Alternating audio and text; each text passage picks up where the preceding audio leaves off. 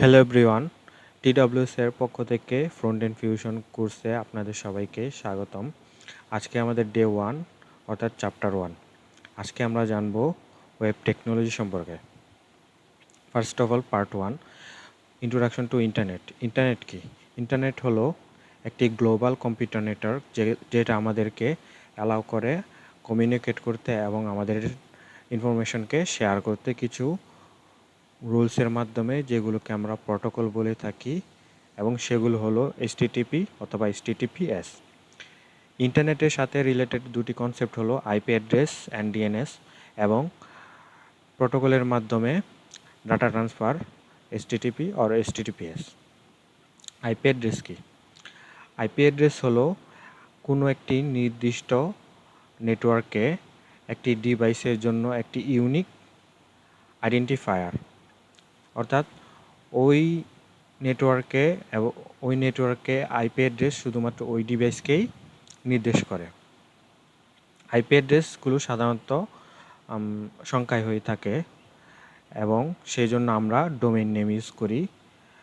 Domain name যেমন Google হতে পারে google.com। তো google.comকে আইপি অ্যাড্রেসে ট্রান্সলেট করার জন্য আমাদের ডোমেইন নেম সিস্টেম বা ডিএনএস ট্রান্সলেট করে থাকে। এখন এইচটিটিপি বা হাইপারটেক্সট ট্রান্সফার প্রোটোকল হলো কিছু রুলস যার মাধ্যমে আমরা ডাটাকে সেন্ড করে থাকি।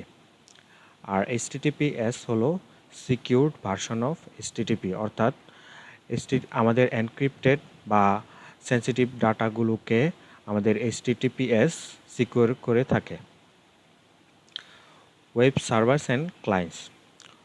ওয়েব সার্ভার্স হলো এমন একটি কম্পিউটার যেখানে আমাদের ওয়েবসাইটের ডাটাকে স্টোর করে রাখা হয় এবং ক্লায়েন্টে সেগুলোকে সেন্ড করা হয়। ওয়েব ক্লায়েন্টস হলো আমাদের ডিভাইস, যেমন মোবাইল ফোন বা কম্পিউটার, সেগুলো আমাদের সার্ভারে ডাটাকে রিকোয়েস্ট করে থাকে।